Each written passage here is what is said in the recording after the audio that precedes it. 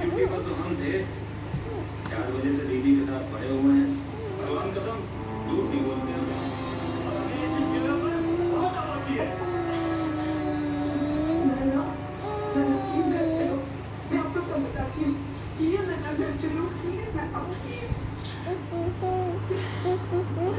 क्या कुछ गलतियां माफ नहीं करते। ऐसी बातें किताबों में अच्छी लगती हैं और ये जो तकलीफ की बच्ची है इस उम्र में हो जाती है गलतियां। मैं तो कहता हूँ थोड़ा कॉम्प्रोमाइज कर लीजिए और बच्ची को घर लेके जाइए।